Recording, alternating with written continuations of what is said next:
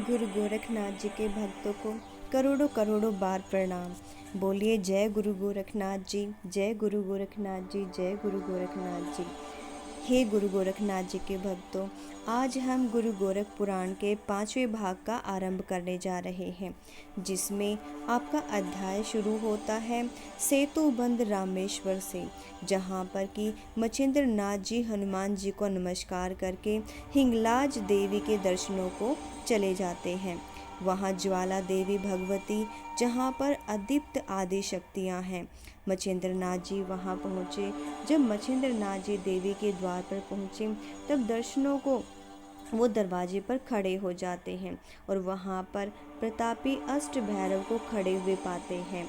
उन्होंने मच्छिंद्र नाथ को देखते ही पहचान लिया कि इन्होंने सावरी मंत्र के प्रभाव से नागपक्ष अवस्था में पेड़ के नीचे सभी देव देवताओं को वशीभूत कर उनसे वरदान प्राप्त किया है और इसका कार्य यहाँ पर एक सिद्ध हुआ है, वो देखना चाहते हैं।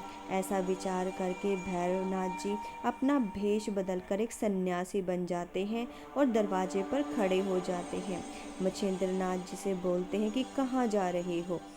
मच्छिंद्र नाथ जी बोलते हैं कि मेरी इच्छा देवी दर्शनों की है, इसलिए मैं देवी के दर्शन करने आया हूँ और मैं देवी के दर्शन करके ही जाऊँगा, इसलिए मेरे दर्शन करवा दो। आप भी तो सन्यासी हैं, क्या आपको भी दर्शनों की अभिलाषा नहीं होती? तब वह बोले कि हम यहाँ के द्वारपाल हैं और अंदर जाने वाले के सभी पाप पुण्यों की परीक्षा लेकर ही उन्हें अंदर जाने देते हैं। इस प्रकार आपको हमें अपने पाप पुण्य बताने होंगे। अगर आपको अंदर जाना है तो सारे पाप पुण्य को हमें बताइए। अगर आपने पाप किया होगा तो आप दोबारा से अंदर से बाहर आ जाएंगे और हम आपको बहुत ही दंड देंगे। मच्छिंद्र भैरव का भाषण सुनकर बोले, पाप और पुण्य का तो मुझे नहीं पता। जो पाप पुण्य है वो जो भी कुछ है ईश्वर के लिए किया है और मैं तो पाप पुण्य से 100 कोस दूर हूँ। मुझे नहीं पता कि मैंने क्या पाप किया है या क्या पुण्य किया है। इतनी वार्ता सुनकर अष्ट भैरव जी बोले कि आपने कैसा भी दुर्गम किया हो, कुछ भी किया हो, तब भी बिना बताए आप नहीं जा सकते हैं और मार खा कर के आपको उल्टा यहीं पर आना पड़ेगा। इसलिए सच सच बता दो, भीतर जाओगे तो तभी तुम वापस भी आओगे, तभी देवी माता दया करके तुम्हें दर्शन देगी। इस तरह से दोनों में काफ़ी भाषण होने लग जाते हैं। तब मच्छिंद्र नाथ जी बोले कि मैंने संसार के प्राणियों पर शासन करने के लिए ही जन्म लिया है और मेरे आगे तुम जैसे मच्छर क्या, तुम्हारा तो प्रताप कुछ भी नहीं है। मैं ऐसा कहना नहीं चाहता हूँ। मच्छिंद्र नाथ ऐसे कहते हैं कि वार्ता सुनकर अष्ट भैरव क्रोध से बाहर हो जाते हैं और वो आपे से बाहर होने से वो तीर, तलवार, बर्छी, भाला सब चीज़ों को युद्ध के लिए प्रयोग करने लगते हैं। मच्छिंद्र नाथ जी ने दत्तात्रेय गुरुदेव की जय जयकार बोलकर हाथ में भस्मी ली और गुप्त मंत्र पढ़ा और बोले, मेरे मित्र वारुणी देव, मेरी कार्य सिद्धि को तैयार हो जाओ और मैं आपको हाथ जोड़कर प्रणाम करता हूँ। इस प्रकार सबको आमंत्रित कर चारों दिशाओं में भस्मी फेंक देते हैं। उनकी भस्मी का प्रयोग होते ही और वो अपनी शरीर पर कुछ भस्मी को लगा लेते हैं। तब उन्होंने अष्ट भैरव से कहा कि अब तुम युद्ध के लिए तैयार हो जाओ। अब पीछे हटे तो तुम्हें अपने माता पिता की सौगंध, तुम पीछे नहीं हटोगे। इतना सुनकर अष्ट भैरव ने क्रोध में भरकर मच्छिंद्र नाथ पर अपने अस्त्र शस्त्र चलाने शुरू कर दिए, परंतु योगी राज के कोई भी जख्म नहीं लगा। वह उन्हें तिनके के समान तोड़ता और दूर फेंक देता। फिर उन्होंने वासव शक्ति का प्रयोग किया, जिससे त्रिलोक कांप उठा और तब देवी भगवती ने पता करने के लिए कुछ दासियों को भेजा। उन्होंने प्रलय के समान दृश्य देखा, जहाँ पर अस्त्र शस्त्रों का प्रयोग किया जा रहा था, लेकिन मच्छिंद्र नाथ के सम्मुख सब असफल हो रहा था और मोहिनी अस्त्र को अपने योजना के अनुसार प्रयोग किया, जिससे गुप्त रूप से दासियों के शरीर में संचार कर सभी को भ्रम में डाल दिया। और फिर एक चमत्कार हुआ। इस चमत्कार द्वारा विद्या गौरव अस्त्र का प्रयोग किया गया, जिसमें सब दासियों ने अपने वस्त्र उतार कर ऊपर हवा में उड़ा दिए और वो नग्न अवस्था में आ जाती हैं। फिर माया अस्त्र का प्रयोग करते हैं और हजारों की संख्या में वहाँ पर पुरुषों का निर्माण हो जाता है और उनके सामने आ जाते हैं। उनकी स्वर्ण शक्ति को अस्त्र के योग से वो शामिल कर देते हैं। तब दासियों को जागृत किया जाता है। तब उन्होंने देखा कि हजारों पुरुष उनके सामने खड़े हैं और वो नग्न अवस्था में हैं। इतना समझते ही सभी नारियां बहुत लज्जित हो जाती हैं। वो जंगल में इधर उधर भागने लगती हैं। कुछ ने भागते हुए भैरव को बेहोश देखा, जो कि रास्ते में पड़ा हुआ था। तब वह उल्टी लौट करके देवी के पास पहुंच जाती है और उनकी नग्न अवस्था को देख देवी को बहुत गुस्सा आता है। फिर उन्होंने उनसे पूछा कि तुम्हारी यह दशा कैसे हुई। दासियां बोली कि कुछ पुण्य शेष था जो हम वापस अपनी लाज बचा करके आपके पास आई हैं। यहाँ एक योगी आया हुआ है, उसने ही हम सबकी यह दशा बनाई है।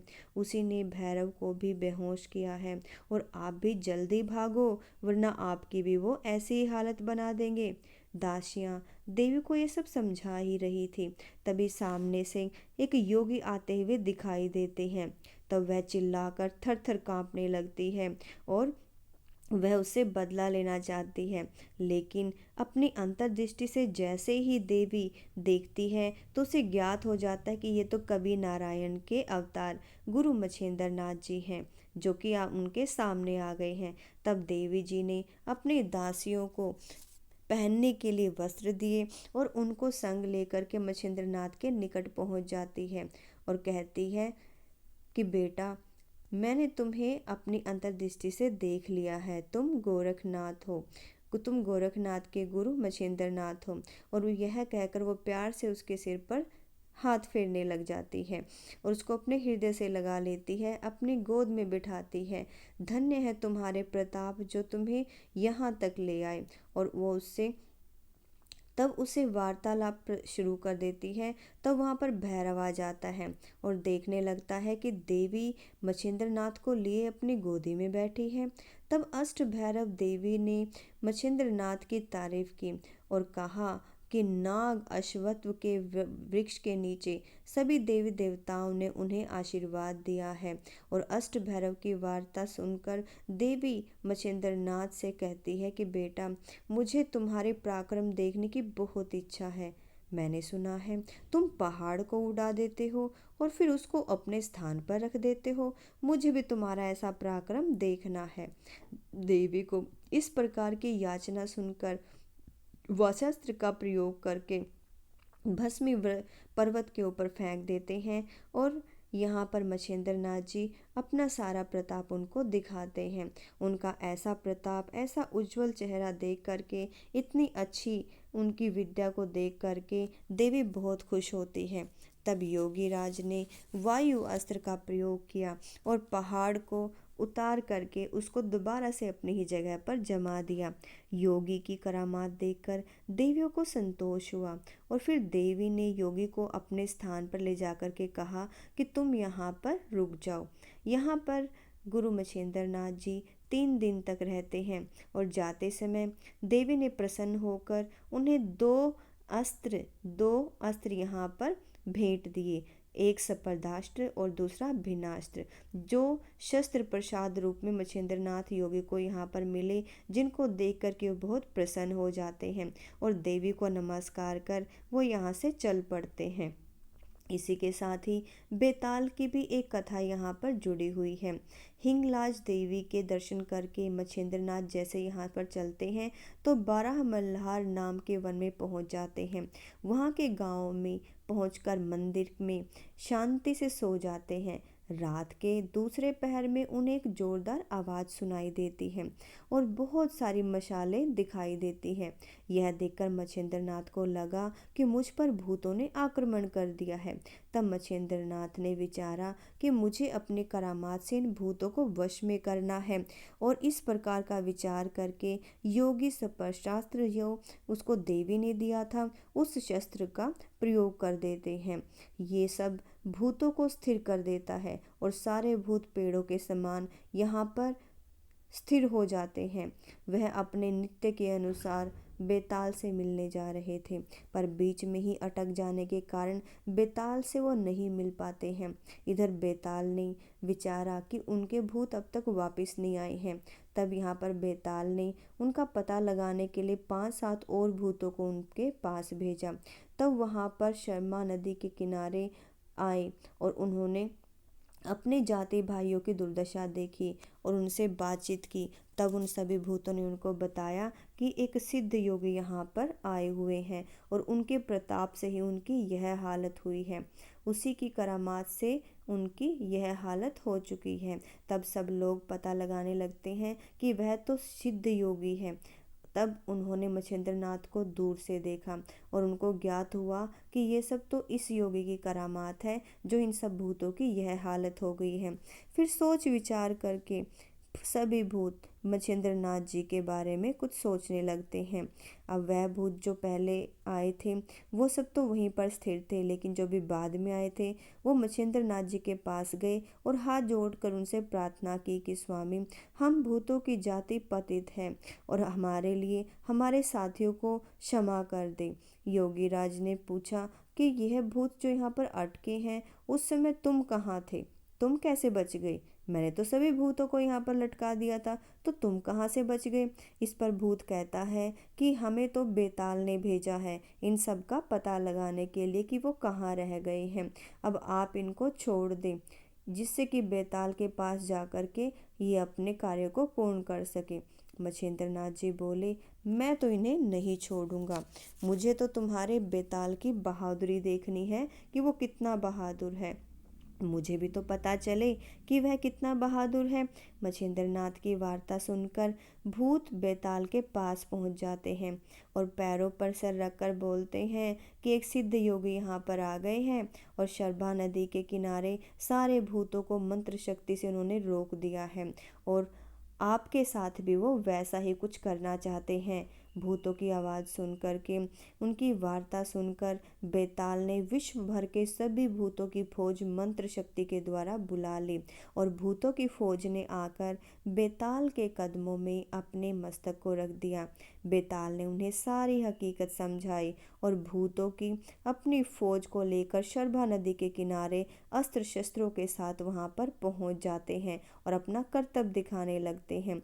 भयंकर रूप से मच्छिंद्रनाथ के सामने आते हैं और उनके सामने लड़ाई का प्रस्ताव रखते हैं, युद्ध का प्रस्ताव रखते हैं। तो भूत की करामात वो देखने लग जाते हैं। फिर उन्होंने वज्रास्त्र मंत्र का प्रयोग करके एक लक्ष्मण रेखा खींच दी।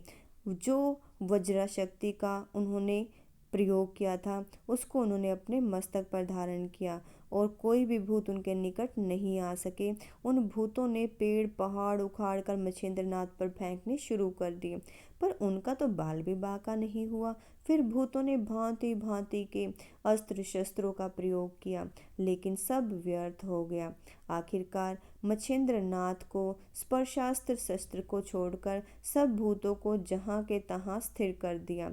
उस वक्त भूतों के अष्ट नायकों में भी जोहर, केतला, बावरा, ब्रिंगना, इतने सारे बलवान जो भूत थे, सातों को मच्छिंद्रनाथ ने पैरों से पकड़कर वो खींचने लगे। लेकिन उसी क्षण योगी राज ने अपनी चतुराई से वज्रास्त्र को सिद्ध कर उन सभी दिशाओं में कुछ क्षणों के लिए छोड़ दिया। दानवास्त्र सिद्ध कर मृत्यु, कुंभक, मुरु, मलिनमच, मुचकुंड, त्रिपुर, बिष्टजेठी, ये 7 दानवों का निर्माण हुआ और इन सातों भूतों ने भूतों के नायकों से युद्ध करना शुरू किया। युद्ध तो 12 घंटे चला, पर दानवों ने उनको खोखला कर दिया और हार कर वह रुपौश हो गए। मच्छिंद्रनाथ ने वास्तव शक्ति छोड़कर बेताल को भी मूर्छित कर दिया। तब उनके प्राणों पर आ बनी और वह निरुपाय हो सारा अभिमान छोड़ योगी की शरण में पहुंच गए। हाथ जोड़कर अपनी भीख मांगने लगे, आप मेरी जान बख्शें और अब संसार भर में आपके यश की गाथा गाएंगे। आप अब जो भी कार्य करेंगे, जो भी कार्य करने की आज्ञा देंगे, हम वही कार्य करेंगे। जिस प्रकार यम के पास यमदूत रहते हैं, उसी प्रकार हम भी आपके पास रहेंगे और विष्णु भगवान के पास विष्णुदूत बनकर हम रहेंगे। और वचन भंग करेंगे तो पुरखों को नरक कुंड में भेजने का पाप करेंगे।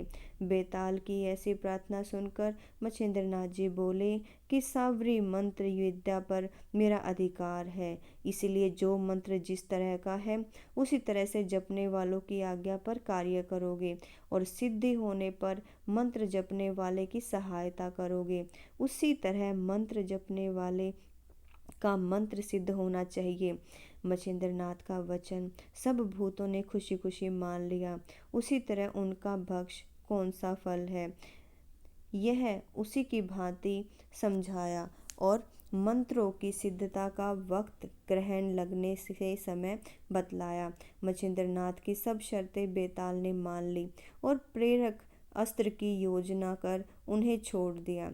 उनके पश्चात मच्छिंद्रनाथ जी के पैरों पर गिरे और उन्होंने उनसे क्षमा मांगी। उसने सब भूतों को क्षमा कर दिया और उनसे कृपा दृष्टि बनाए रखने की अनुमति ली। तो साथ में उनको हाथ जोड़कर नमस्कार किया और अपने अपने स्थान को रवाना हो गए। अब यहाँ पर गुरु मच्छिंद्रनाथ जी ने उनको आशीर्वाद दिया और वो भी यहाँ से आगे बढ़ निकलते हैं। तो गुरु भक्तों, ये थे गुरु गोरखनाथ जी पुराण के 5वें अध्याय का पाठ, जिसमें कि हमने पढ़ा गुरु मच्छिंद्रनाथ जी कितने शक्तिशाली और कितने सिद्ध योगी महात्मा रहे हैं। और ऐसे गुरु मच्छिंद्रनाथ जी के चेले गुरु गोरखनाथ जी के चरणों में करोड़ों बार प्रणाम। जय गुरु मच्छिंद्रनाथ जी, जय गुरु गोरखनाथ जी, जय गोगा महाराज जी। आदेश प्रभु आदेश, गुरु गोरखनाथ जी आदेश। आदेश प्रभु आदेश, गुरु गोरखनाथ जी आदेश।